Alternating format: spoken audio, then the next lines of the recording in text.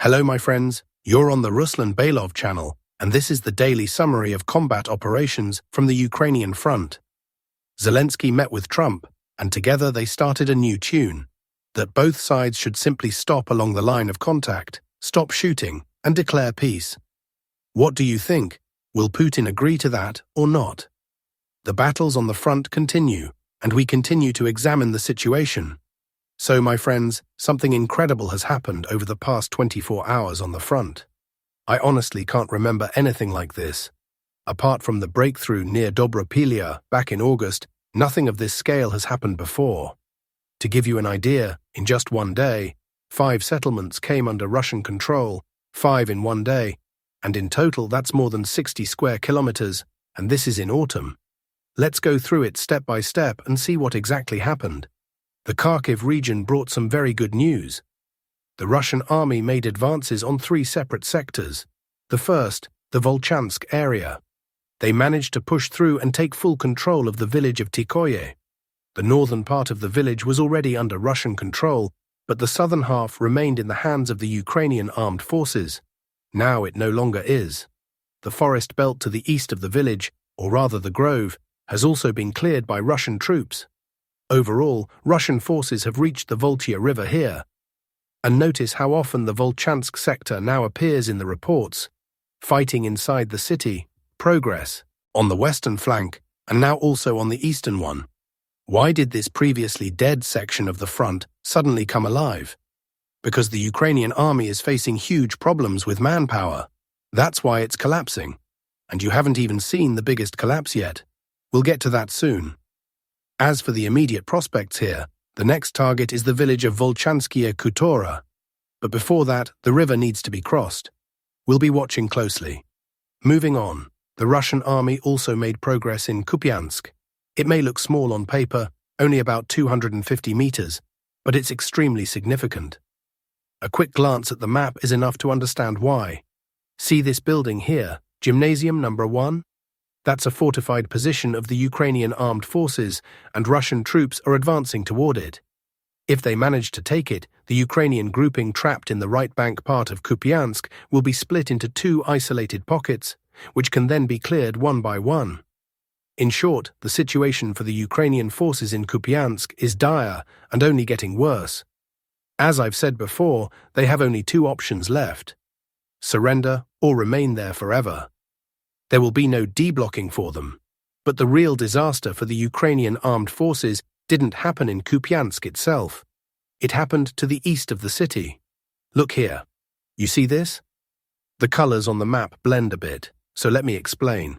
This entire large section of territory has been lost by the Ukrainian side. Russian forces broke through here for 7 kilometers, capturing 2 settlements, while the Ukrainian units fled in panic. Let me explain in detail what happened. We're now moving to a powerful and, in many ways, unexpected breakthrough. Why unexpected?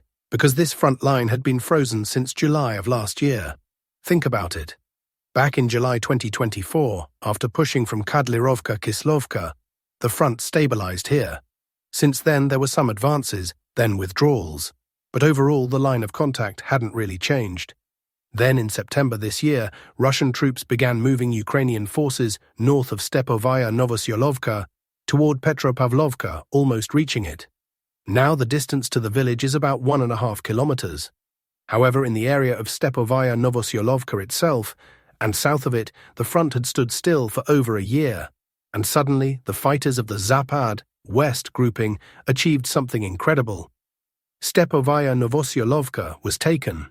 That alone wasn't shocking, since the village had been surrounded from 3 sides, so the Ukrainian units withdrew. But then came a lightning-fast advance toward the village of Peshenoe. The Ukrainians failed to stop the Russian army either at the railway station, marked 838 kilometers, or in Peshenoe itself, and they retreated further toward Kurilovka. As a result, Russian troops advanced almost 7 kilometers, with the width of the captured sector exceeding 7 kilometers. Let's measure, more than 7.5 kilometers in width, and the total area brought under control is nearly 30 square kilometers. Thanks to this breakthrough, Russian positions are now only 2 kilometers from Kurilovka. And beyond Kurilovka lies Kupiansk Uzel, practically within reach. In short, unbelievable. And why? Because the Ukrainian army simply lacks manpower. They're still trying to hold Russian forces in Kupiansk, though not very successfully, throwing all available reserves there. And now everything else starts collapsing. Logically, the next moves should be toward Petropavlovka and Kurilovka, and we'll see whether Russian troops can push Ukrainian forces out with rapid strikes there as well. Let's move on. There were more strong advances, particularly in the Seversk direction. Russian troops advanced 3 kilometers inside the pocket between the railway crossing and the cut, clearing half of it. The next task is to finish clearing the pocket entirely. Then full-scale fighting for Zvanovka can begin, tightening the grip on Seversk from the south. Next, the Konstantinovka direction. Here, Russian forces advanced in 3 separate sectors. First, yesterday I told you in the update that Russian fighters were reported to have reached the outskirts of Konstantinovka from the area of Predtikhino. And that information has now been confirmed. The advance amounted to 2 kilometers 600 meters. Despite reaching the edge of the city, the troops are already near the first streets. Full urban combat inside Konstantinovka is not yet expected. Perhaps reconnaissance or sabotage groups will probe the Ukrainian garrison, but it's still too early for large-scale fighting inside the city. In addition to the advance from Predtikhino, there was also movement south of the Klebanbek reservoir. Here, Russian troops advanced across a sector more than 4 kilometers wide, reaching the Katerinovka-Alexandra-Kalinova highway. From the Yablonevka side, they advanced 1 kilometer 800 meters, outflanking the reservoir from the west. The goal is clear the entire area in front of the reservoir, then move toward the village of Berostok, with a subsequent approach to the city. Let's continue. Excellent, even outstanding, news comes from Pokrovsk. The entire western part of the city, up to the railway line, is now under Russian control. Moreover, after clearing the residential sector, Russian troops crossed the tracks, occupied industrial and warehouse facilities beyond the railway, and reached the M30 highway. Beyond that, they also secured access to the Grishino-Pokrovsk road. From their current positions, the distance to Grishino is only 2 kilometers. Additionally, along the railway line, Russian units advanced toward the central part of Pokrovsk, reaching the approaches to the Pokrovsk railway station. As you can see, the city is falling apart for the Ukrainian forces at a rapid pace, and note, the exit corridor is shrinking fast. Earlier, the gap for withdrawal was about 8 kilometers wide. Now, after measuring, it's around 6.5 kilometers. Both Pokrovsk and Mirnograd are bound to fall. With this front configuration, it's inevitable. The only question is when, in a month or two, but certainly before the end of the year. I'd say there's a 95% chance that both cities will be fully under Russian control soon. And now, a complete collapse for the Ukrainian forces in the Dnipropetrovsk region. Here, fighters from the Vostok East grouping launched a surprise breakthrough while the Ukrainians were expecting an attack near Vishnevoy. Instead, Russian troops broke through all the way to the village of Privolye and captured it outright. The advance reached over 6 kilometers, which means Vishnevoy is now blocked from the south, with less than 1 kilometer, about 800 meters, separating it from Russian positions. There's also the village of Yegorovka nearby, just 50 meters away. There's a nuance, though. The river runs between them, so to take it, Russian troops would have to cross the Gensha River. Whether they'll do that or turn toward Vishnevoye, we'll see in the coming days. But what's important and telling is that breakthroughs of 6 kilometers like this one clearly show how severe Ukraine's manpower shortage has become. They can no longer saturate the front with infantry, and that's why these deep breakthroughs keep happening. And this isn't the end. Soon, Vostok fighters will likely raise their flags over another settlement.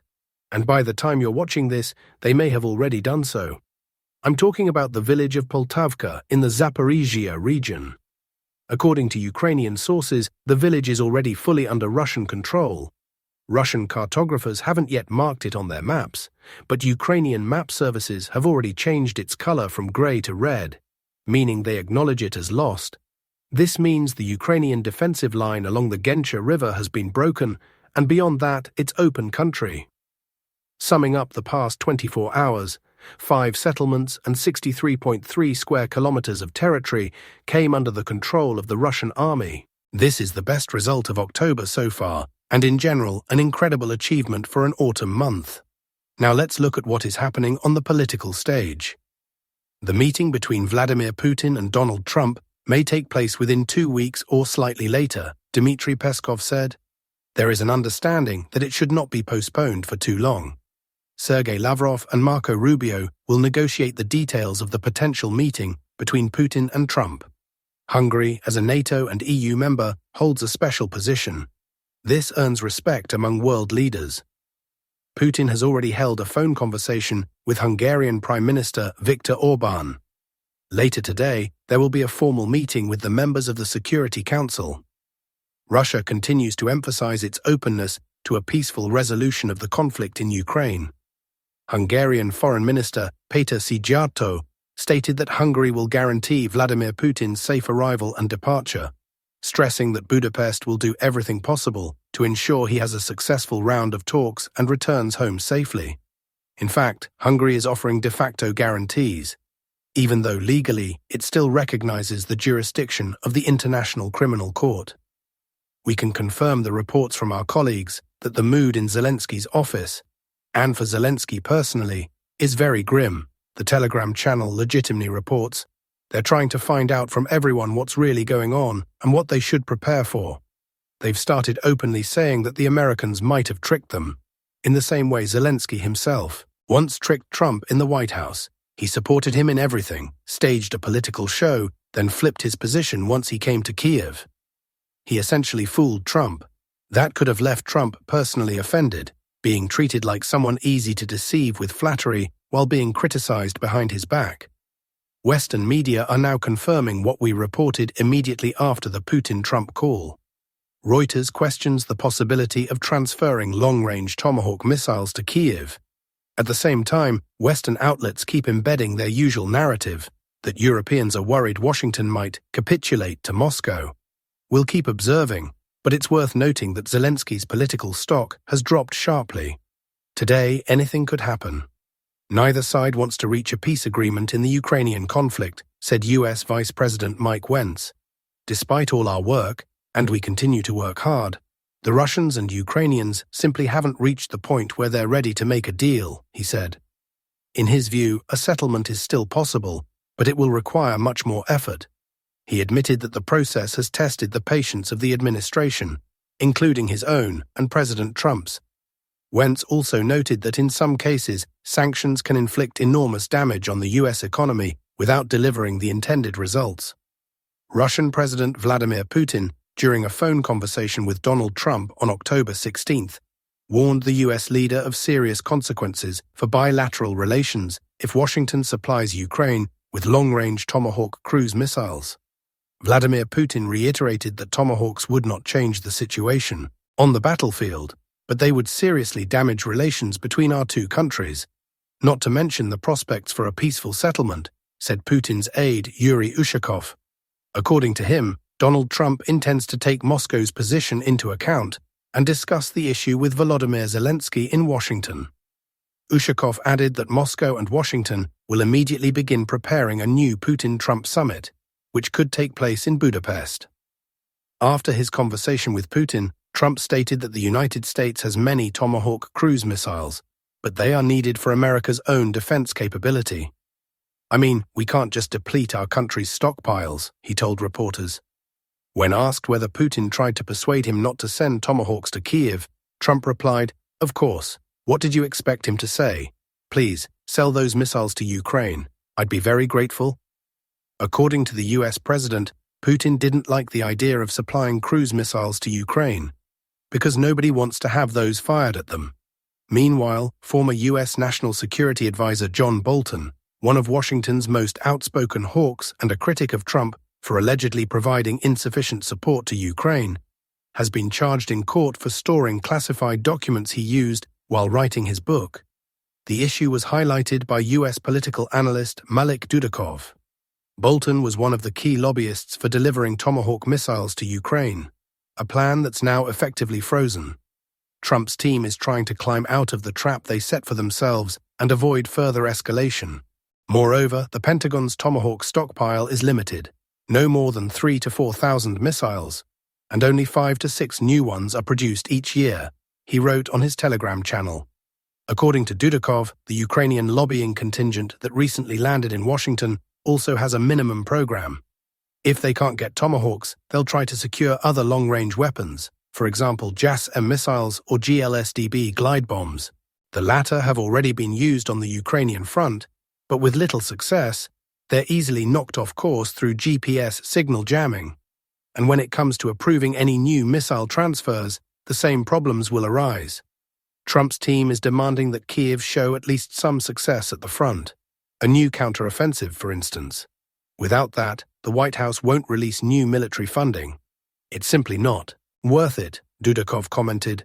Besides, the Pentagon may soon need those missiles either in the Middle East, if the fragile ceasefire collapses, or against Venezuela, he added. For now, Kyiv's lobbyists can only try, through their allies in Congress, to push for at least some allocations in the US budget.